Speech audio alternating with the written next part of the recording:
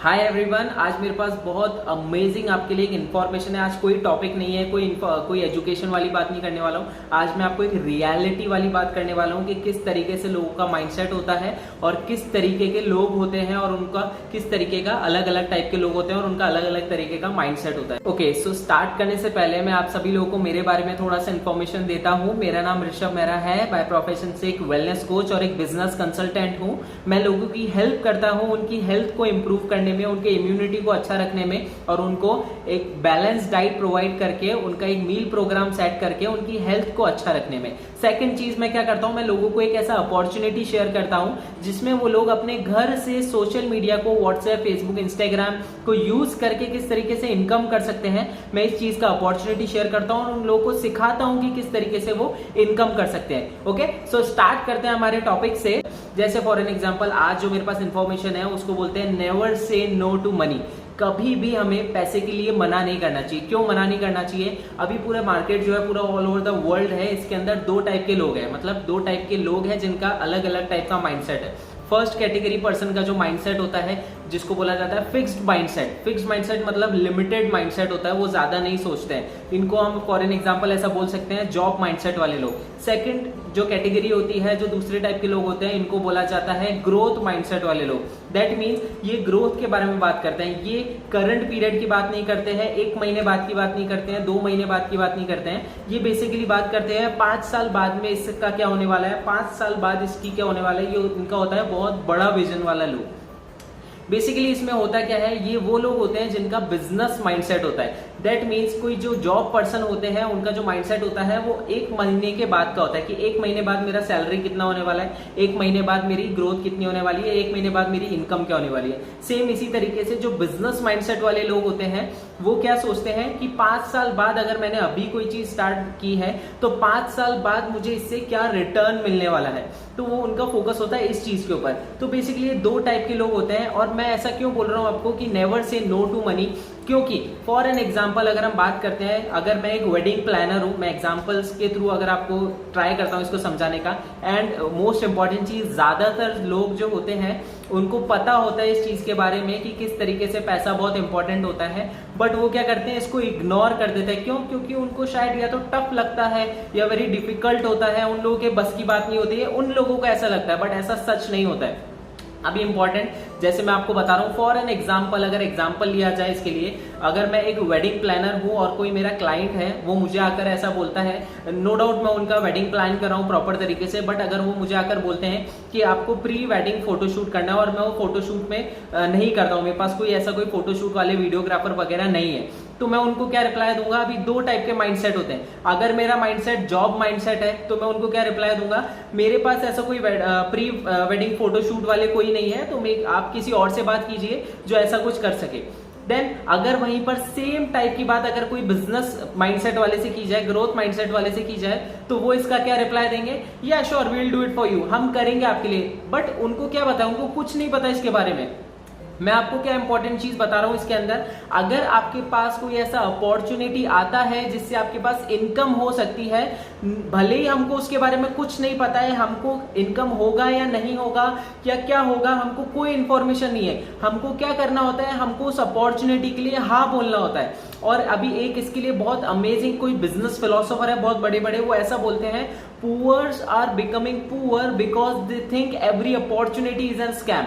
ऐसा क्यों बोला जाता है कि जो गरीब है वो और ज्यादा गरीब होता जा रहा है? क्योंकि उन्हें लगता है जितना भी अपॉर्चुनिटी उनके पास आता है जिससे उनके पास इनकम हो सकती है, उनको लगता है ये कोई धांधलेबाजी है या फिर किसी टाइप का एक स्कैम है या कोई जाल है, ऐसा कुछ ना कुछ लगता है। इसी वजह से उनका जो मेंटेलिटी होता है, उनका माइंडसेट होता है, इसी वजह से उनके पास वो और ज्यादा गरीब होने लग जाते हैं और जो अमीर है वो और ज्यादा अमीर होने लग जाते हैं। और एक और चीज इंपॉर्टेंट बोलते हैं, जिन लोगों के पास पैसा नहीं होता है, ज्यादातर वो लोग जो होते हैं वो यही चीज बोलते हैं कि पैसा सब कुछ नहीं है।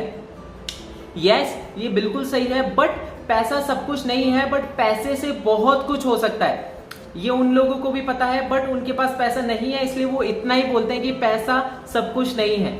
सेम इंपॉर्टेंट चीज है, जैसा अभी का जो सिचुएशन चल रहा है, क्वारंटाइन का सिचुएशन, कोरोना वायरस का जो लॉकडाउन का सिचुएशन चल रहा है, इसमें हो क्या रहा है, जो हमारे रिस्पेक्टेड प्रधानमंत्री हैं, हमारे जो पीएम है, वो क्या बात कर रहे हैं, वो यही बता रहे हैं कि उनको फंड का जरूरत है, और जो लोग ऑलरेडी बिजनेसमैन हैं, जो बहुत अच्छा इनकम अर्न कर रहे हैं, वो ही लोग हैं जो कि डोनेट कर रहे हैं, डोनेशन दे रहे हैं, भले वो 500 करोड़ हो, 1500 करोड़ हो। एंड इंपॉर्टेंट चीज और फैक्ट वाली चीज पता है क्या है, जो ये डोनेशन दे रहे हैं, वो जो पैसा है ये जा किनके पास रहा है, जिनके पास पैसा नहीं है। ये बहुत ज्यादा इंपॉर्टेंट चीज है।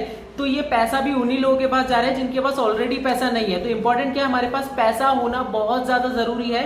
पैसा होने से हमारे पास क्या हो सकता है, हमारा लाइफस्टाइल अच्छा हो सकता है, हमारा फैमिली का लाइफस्टाइल अच्छा हो सकता है, हमारी कंडीशन बहुत अच्छी हो सकती है, हम अपनी हमारी लाइफस्टाइल को और इम्प्रूव कर सकते हैं, हमारी जो डेली बेसिस के रिक्वायरमेंट्स है उनको पूरा कर सकते हैं, हमारी जो ड्रीम्स है उनको पूरा कर सकते हैं। तो सेम इसी तरीके से जैसे मैं आपको बता रहा था, अगर मैं एक वेडिंग प्लानर हूं और मेरे पास ऐसा अपॉर्चुनिटी है, और अगर मैं बिजनेस माइंडसेट वाला पर्सन हूं, तो मैं क्या करूंगा, मैं प्रोफेशनल्स को हायर करूंगा, उनको पे करूंगा, एंड उसके बाद में जो डिफरेंस का प्रॉफिट होगा वो मेरा प्रॉफिट रहने वाला है, ये मेरी अर्निंग्स रहने वाली है। यही इंपॉर्टेंट चीज है जो कि सारे के सारे बहुत बड़े बड़े बिजनेसमैन है वो ये सब करते हैं। ज्यादातर जो बिजनेसमैन है वो क्या करते हैं, वो दूसरे प्रोफेशनल्स को हायर करते हैं, उनको पे करते हैं, और जो बीच का प्रॉफिट होता है वो उनका अर्निंग्स हो जाता है। इसी तरीके से जो ज्यादातर लोग हैं उनका एजुकेशन जो है वो इतना नहीं है, वो बहुत बड़े बड़े बिजनेसमैन है, बिजनेस फिलोसोफर्स बन चुके हैं। क्यों?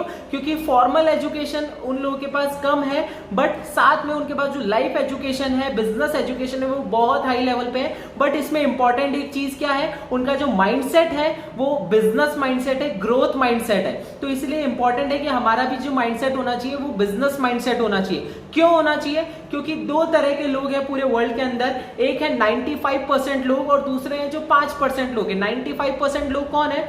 जिनका माइंडसेट है वो फिक्स्ड माइंडसेट है, मतलब वो जॉब करते हैं, और ये क्या करते हैं, ये दुनिया को चलाते हैं, मतलब दे रन द वर्ल्ड। मतलब 95% people in the world are fixed mindset people and they run the world. And second चीज, जो सेकेंड इंपॉर्टेंट चीज है, तो दूसरी चीज है, ये क्या है, they are growth mindset people. What they do, ये क्या करते हैं, basically they rule the world.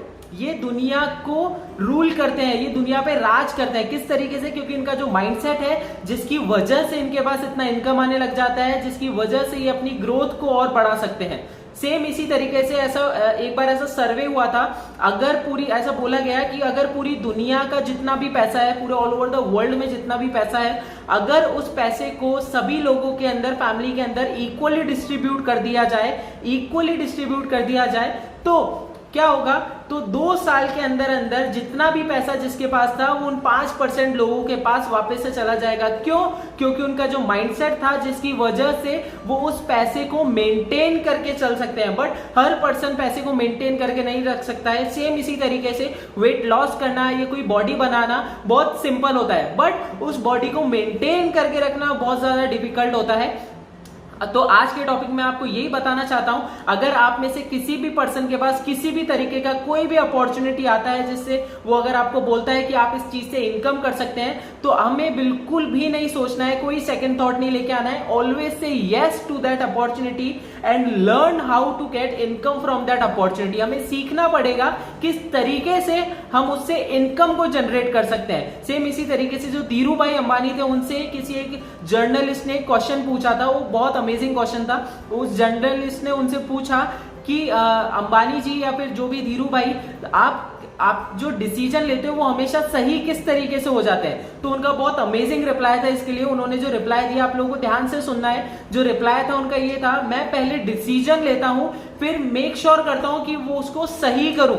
They prove that decision right. इसीलिए बोला जाता है डिसीजन जो होता है वो बहुत पावरफुल होता है। एक सिंगल डिसीजन की वजह से बहुत कुछ हो सकता है। 1 मिनट में लिए, अगर आपने कोई एक डिसीजन सब कुछ नहीं होता है, बट 1 मिनट में लिए हुए डिसीजन की वजह से आपकी लाइफ के अंदर बहुत ज्यादा चेंजेस आ सकते हैं। सो आज का वीडियो था वो इसी रिगार्डिंग था कि हमें किसी भी अपॉर्चुनिटी को कभी भी मना नहीं करना चाहिए। एंड सेकंड चीज, हमारा जो माइंडसेट है उसको फिक्स्ड माइंडसेट से हटाकर ग्रोथ माइंडसेट के ऊपर लेकर आना चाहिए।